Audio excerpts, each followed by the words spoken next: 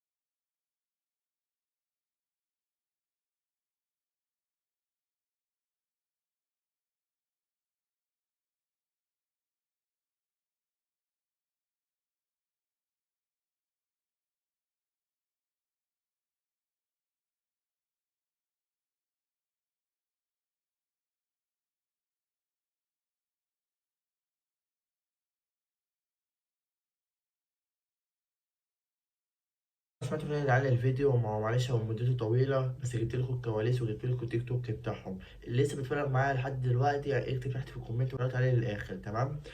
ده يا جدعان الهجوم جامد قوي على التلاتة دول، عشان لسه جايبين 3 عربيات بفلوس كتيرة، والنمن بأساميهم، وهم أصلا مش متعلمين. هم اللي بيقولوا كده، الناس كلها بتقول كده، والناس اللي متعلمة مش عارفة تعمل زيهم. الأول وفي الآخر هي أرزاق، كل واحد هياخد نصيبه، والمكتوب مكتوب. يعني يعني أنت مكتوب لك هتعمل إيه قدام، وده كمان مكتوب له يعمل إيه قدام. فمبلاش نبص في رزق حد، وخليك أنت أحسن منه في كل حاجة، وكمل في التعليم ولا تسمع من أي حد، تمام؟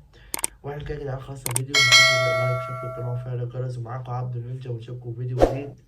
سلام عليكم. Salam alaikum.